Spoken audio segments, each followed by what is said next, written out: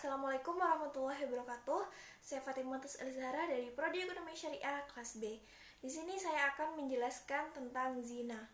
Zina ialah masuknya penis ke vagina yang bukan haknya sendiri atau bukan pasangan suami istri, dan tidak ada unsur syub atau kekeliruan.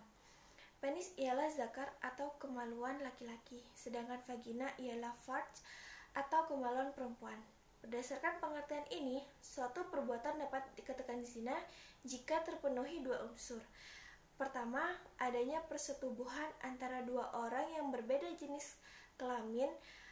Kalau baru bermesraan seperti berciuman, berpelukan, atau sebagainya, belum dapat dikatakan zina dalam artian yang sesungguhnya.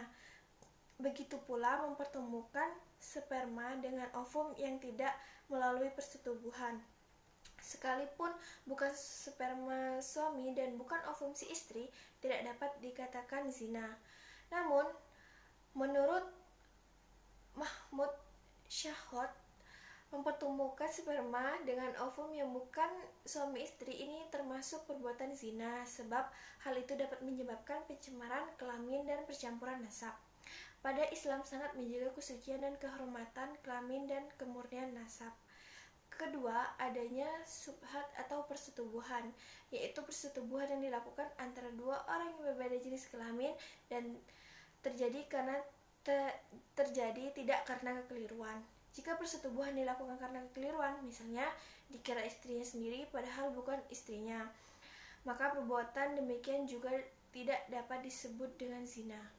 Tetapi dalam pengertian yang luas, yang disebut zina dalam Islam tidak hanya zina kemaluan atau zina dalam makna persetubuhan, melainkan zina itu bermacam-macam.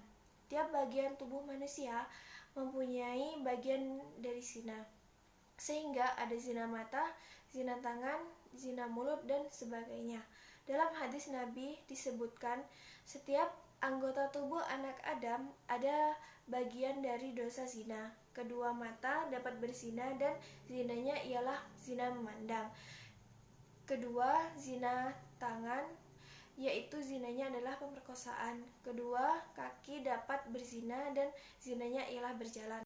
Mulut berzina, yaitu zinanya berciuman, dan hati pun dapat berzina, yaitu dengan berbisik atau melamun, baik yang demikian itu dibenarkan oleh kelaminnya atau dibantah. Riwayat Muslim dan Baihaqi dari Abu Hurairah. Hubungan kelamin bisa terjadi tidak antara pihak yang berbeda jenis kelamin, tetapi antara pihak yang sama jenis kelaminnya, bisa sama antara laki-laki dengan laki-laki, dan bisa juga antara perempuan dan perempuan. Hubungan kelamin antar sesama jenis kelamin ini dapat disebut juga zina, namun juga hukumnya haram menurut Islam. Dalam hadis Nabi disebutkan, tidak boleh orang laki-laki melihat aurat laki-laki lainnya, dan tidak boleh perempuan melihat aurat perempuan lainnya. Tidak boleh laki-laki bercampur dengan laki-laki lain dalam suatu pakaian.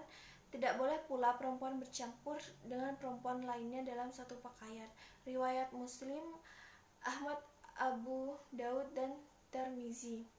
Bahkan keharaman hubungan kelamin antar tunggal jenis kelamin ini lebih keras daripada keharaman zina yang biasa. Dalam Islam, hubungan kelamin antara jenis kelamin tunggal dinilai sebagai kejahatan seksual yang melebihi batas dan tidak pantas dilakukan. Perbuatan zina menimbulkan berbagai kerugian, tidak saja bagi orang yang melakukan, tapi bagi juga masyarakat. Zina dan kejahatan seksual lainnya diusahakan untuk diatasi oleh Islam dengan serangkaian ajaran yang bersifat preventif dan kuratif. Ajaran-ajaran yang bersifat preventif dimaksudkan sebagai usaha pencegahan agar kejahatan seksual itu tidak sampai terjadi, sedangkan ajaran yang bersifat kuratif dimaksudkan sebagai usaha penyembuhan, yakni untuk mengatasi keadaan apabila kejahatan seksual itu sudah terlanjur terjadi. Ajaran-ajaran yang bersifat preventif yaitu: 1. Islam menyuruh manusia untuk beriman kepada Allah dan beribadah dengan taat kepadanya. Dengan iman dan dengan ibadah dan taat kepada Allah, seseorang akan terimbangi dengan baik untuk menjaga nafsu yang ada dalam dirinya, termasuk nafsu seksual. Dengan kata lain, ajaran preventif yang pertama, manusia haruslah beragama dengan baik dan taat. 2. Islam mengajarkan perbuatan zina dan menggolongkan dosa yang timbul sebagai dosa kedua terbesar setelah mempersekutukan Allah. 3. Islam menyuruh manusia untuk melangsungkan kehidupan seksual secara sah dengan jalan kawin dan melanggar segala usaha untuk meninggalkan sesama kehidupan seksual, baik dengan jalan hidup membujang. Kawin sesungguhnya termasuk benteng yang ada di dalam diri seseorang yang insya Allah bisa menghindari diri dari kejahatan seksual. Dengan tidak mau kawin berarti seseorang tidak memiliki benteng. 4. Islam menutup rapat-rapat segala jalan yang mungkin dapat membawa manusia kepada perbuatan zina, karena itu dilarang oleh Islam. Tidak hanya berzina, tetapi juga dilarang perbuatan yang mendekati kepada zina. Dalam rangka untuk tujuan ini, maka diharamkan zina mata, zina tangan, zina kaki, zina mulut, zina hati, dan sebagainya. Dalam firman Allah Subhanahu wa Ta'ala, janganlah kamu dekat-dekat kepada zina, karena sesungguhnya zina itu adalah perbuatan yang keji dan suatu jalan yang buruk.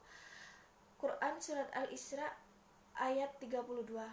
Adapun ajaran Islam yang bersifat kuratif atau penyembuhan, yaitu ajaran yang dimaksudkan untuk mengatasi kejahatan seksual yang telah terjadi.